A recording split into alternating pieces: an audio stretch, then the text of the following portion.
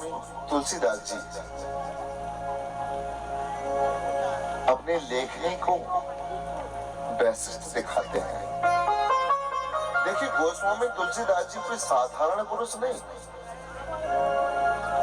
बाबा गोस्वामी तुलसीदास जी जैसा लेखक कोई हुआ ना होगा।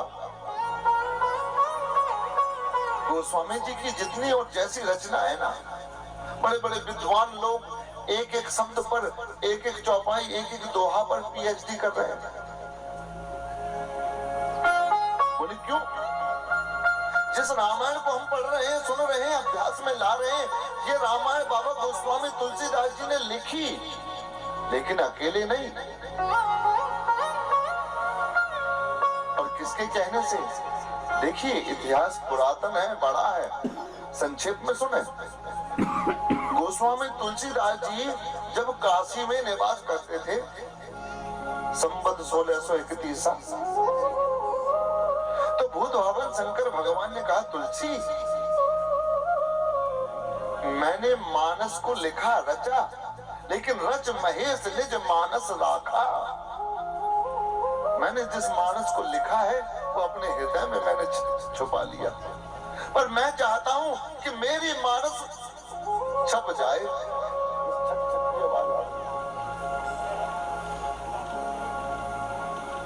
बोली जय श्री।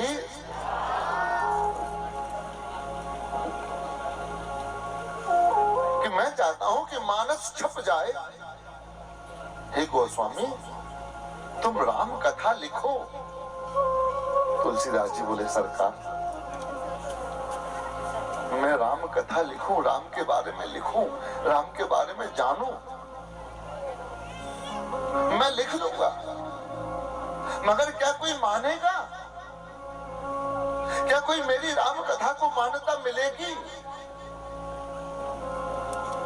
तुलसीदास जी ने नहीं लिखी। शिव जी ने दोबारा कहा, तिवारा कहा। गोस्वामी जी ने सोचा कि स्वयं भूत भावन शंकर भगवान मुझे लिखने के लिए प्रेरित कर रहे हैं, तो क्यों ना लिखा जाए।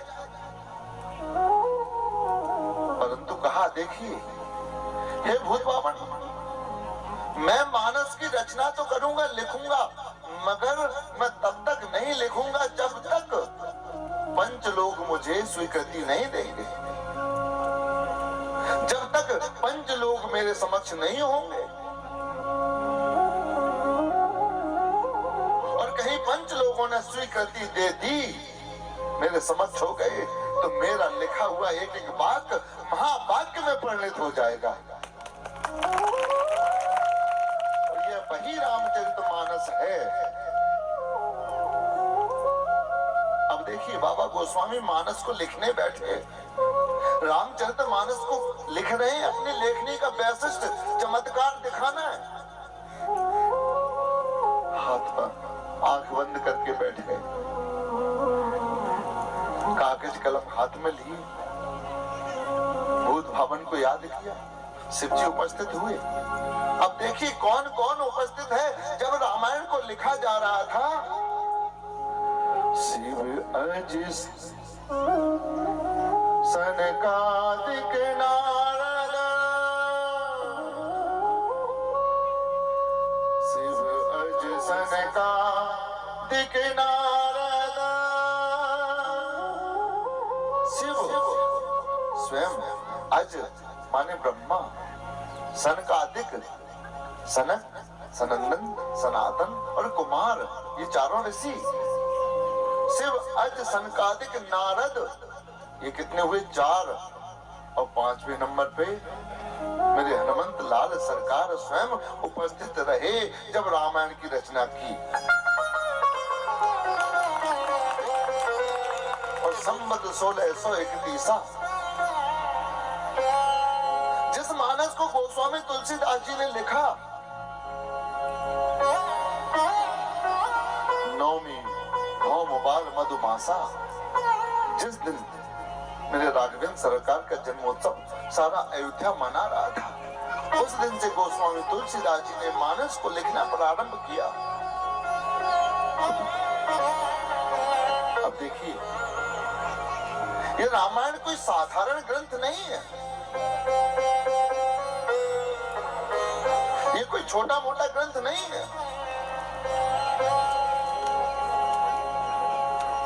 देखिए, रामायण एक ऐसा अद्वितीय ग्रंथ है,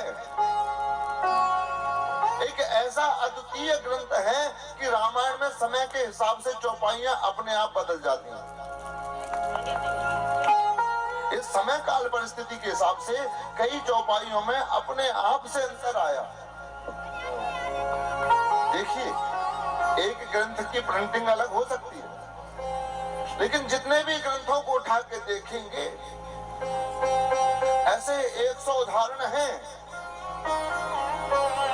बोली जय श्री। अच्छा, अब देखिए रामायण की एक और विशेषता कि बड़े बड़े विद्वान मूर्धन्य बच के कोई अंत ना पावे, बुद्धि को लगा लगा के मरे, और एक विवेकहीन, एक छोटे से किसान, एक छोटे से मजदूर के मुख पर भी रामायण की चौपाई मिल जाएगी। क्यों भाई? कि बड़े बड़े जिसका भावार्थ ना समझ पा रहे हो और छोटे छोटे बच्चों के मुंह में रामायण की चौपाई मिल जाएगी। एक ऐसा अद्वितीय ग्रंथ दिया बाबा गोस्वामी तुलसीदास जी ने भारत को, ऐसा ग्रंथ कोई हुआ ना होगा। और देखिए, सत पंच चौपाई मनोहर,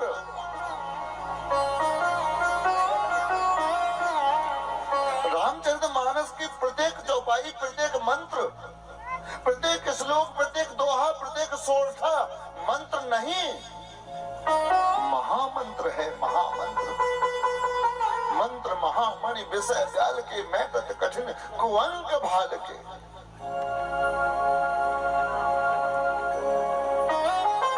जीवन में कैसा भी संकट हो, कैसी भी समस्या हो, रामायण को पढ़ना शुरू कर देना। आपके रामायण का पाठ पूरा नहीं होगा, समस्या का निराकरण मिल जाएगा। अब देखिए, तो आइए हम सब बड़े भावपूर्वक रामचरितमानस में मानस हंस बन करके गोता लगाएं, मोती चुनने का प्रयत्न करें। बोली जय श्री राम।